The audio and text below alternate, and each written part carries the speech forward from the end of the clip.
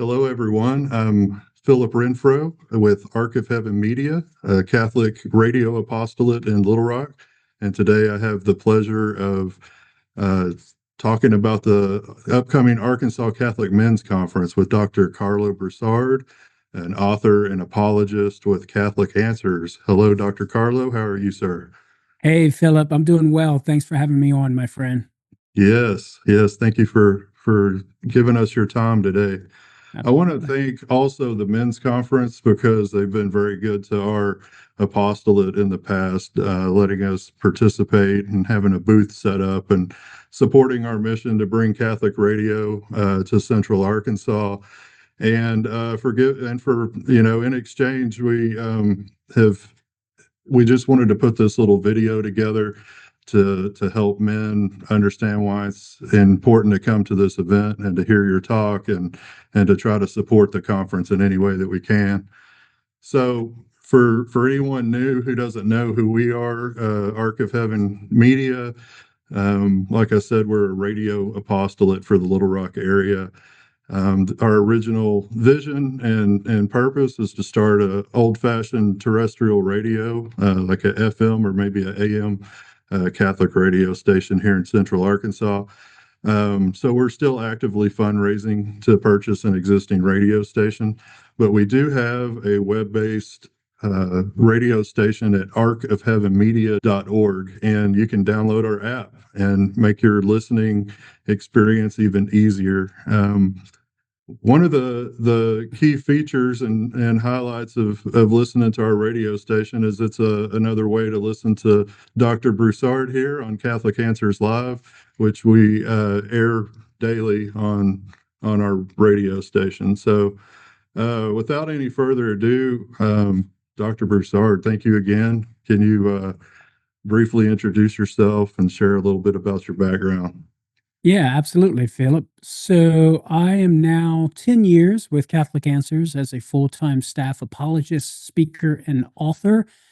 I've been pursuing the dream of being a Catholic apologist from the time I was 18, when I heard initially Tim Staples, my now colleague and good friend at Catholic Answers, give his conversion story. And for the first time, I was introduced to the study of apologetics. It set a fire within my heart, created a desire to want to study theology and philosophy and do what he was doing in presenting and doing apologetics nationally and professionally. And so he befriended me and started to tug me along the rope over the years.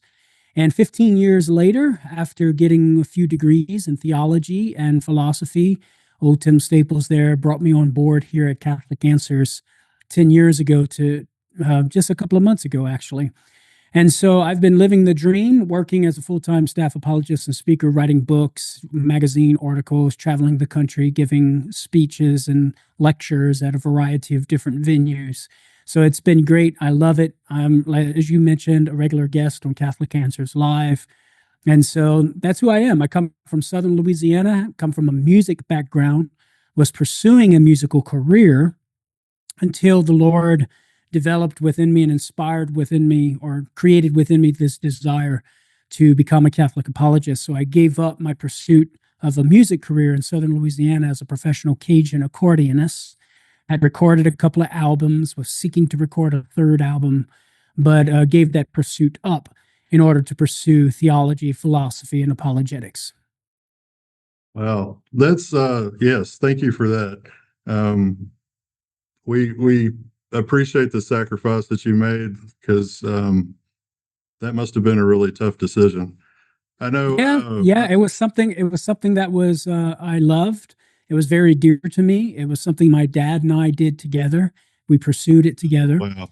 and so it was a bit difficult at the time. But in God's providence, He has rewarded me with a wonderful Amen. wife, 22 years now, and five wonderful children, ranging from 21 to 8, which I would not have currently if I had pursued the music career for sure. Oh, amen. Well, congratulations on 22 years of marriage, ten years with Catholic Answers. Yeah. Um, I know that our priests have to give up the married life and sacrifice that to do their calling, and you had to give up the accordion. So we appreciate that. Yeah, my joy. Uh, Well, what's your topic going to be for the men's conference, and what drew you to this focus?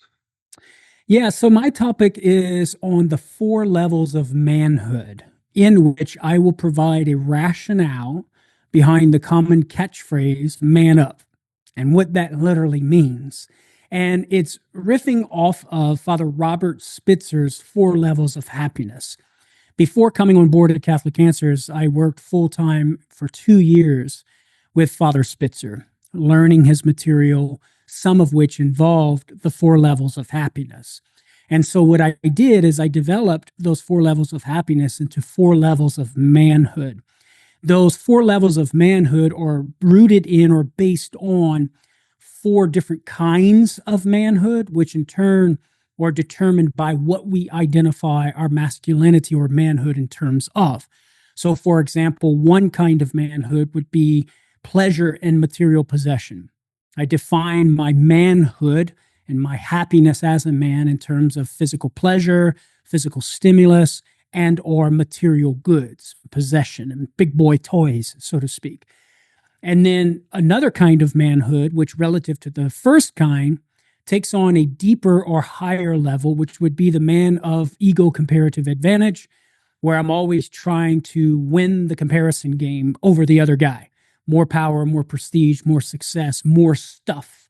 The better looking wife, the better looking house, what have you. And because winning the comparison game involves utilizing our higher powers as a human being, like our intellect and creativity, intellectual creativity, you got to be smart to win the comparison game. It constitutes a higher kind of manhood than the first kind, like just eating good food, drinking, sexual activity, and sports and stuff, or material goods. So that second kind of manhood, relative to the first, takes upon a higher level, hence level 2 manhood.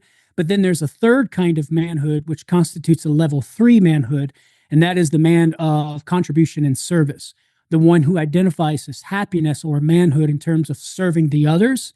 And so rather than being turned in on himself, he is turned out toward others. But there is yet another kind of manhood that, relative to the first three, constitutes the highest kind, and that is the man of the eternal perspective, which is the man of God, pursuing goods, pursuing happiness, living out his manhood with that eternal perspective in terms of his relationship with God, which involves directing those other pursuits, those other kinds of manliness, right, toward, in order toward being a man of God. So all of those lower levels of manhood are subsumed within or directed toward and governed by that level 4 manhood. So once we articulate what that level 4 manhood is and what it looks like, then we have a rationale as to what it means literally to man up. So whenever we tell the guys, man up, guys, they have some cognitive content, right? The mind can latch on to something of what that means rather than just some, I don't know, chest bumping tribal call or something. It has cognitive content, and there's a profound reality of what it means to be a man of the eternal perspective. And that's what I'm going to challenge and invite the men at the conference to do, to man up and give them the reasons why they ought to man up. And hopefully they'll make that choice to do so. Oh, excellent.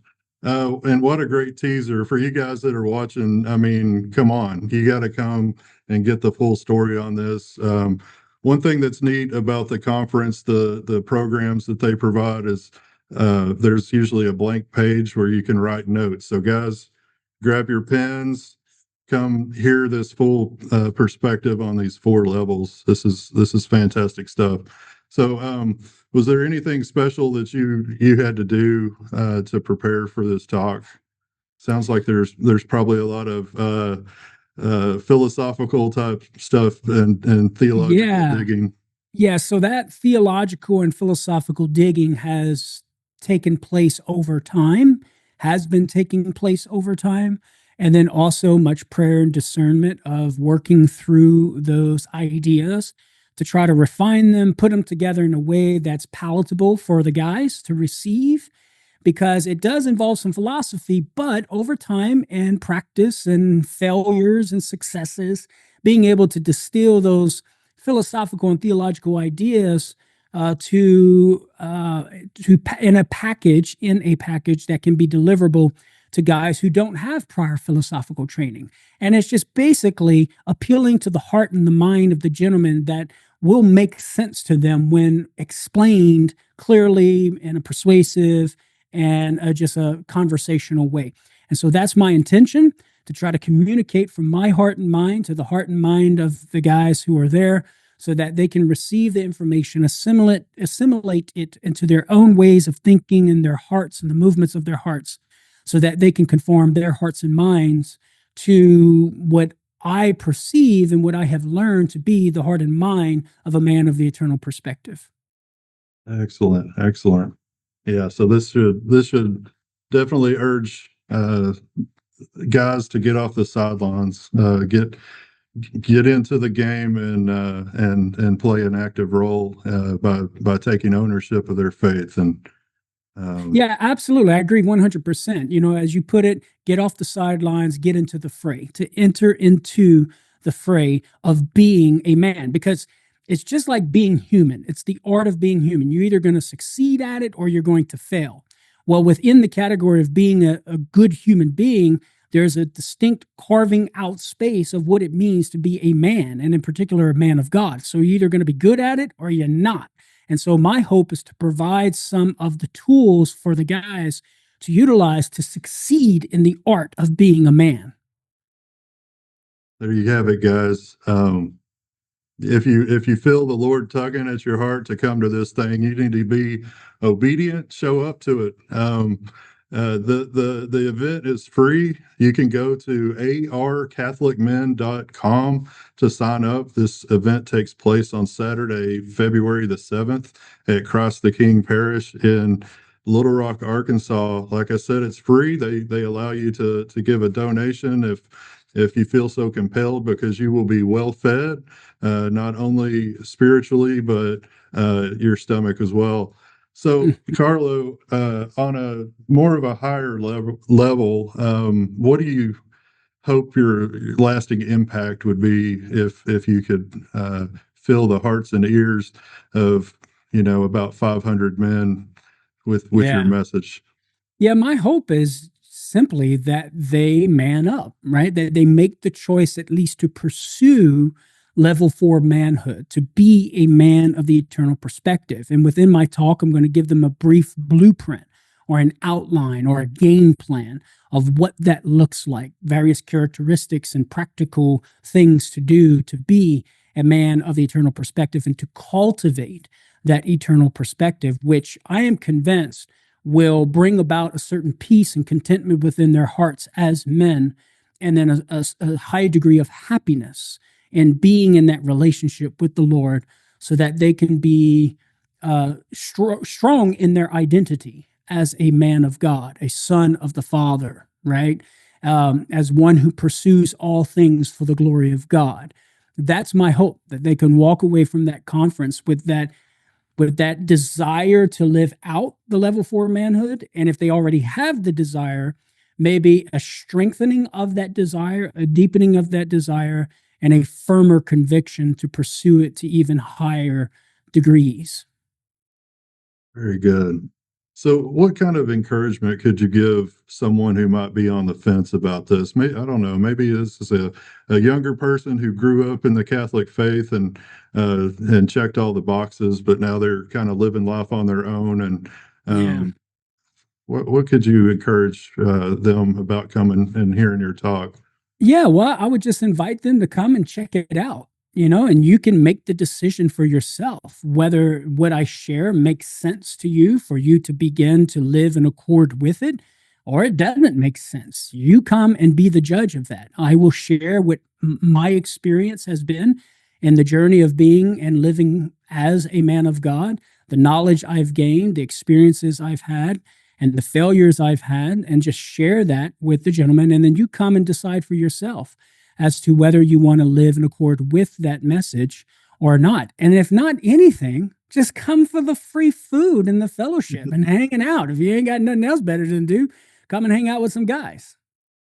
Amen. And come by our table and check us out, see what we're doing. And um, we thank you so much, Dr. Karlo. We're excited that you're coming to see us here in Little Rock. I'm personally very excited to hear your talk. This teaser about it has got me excited to hear what it's all about and to be inspired by it. So thank you again. And You're welcome. it's still technically Christmas, so Merry Christmas to you and your family. I Amen. think it's the fifth day of Christmas. So God bless you all, and we'll see you on February 7th. God bless you, Philip.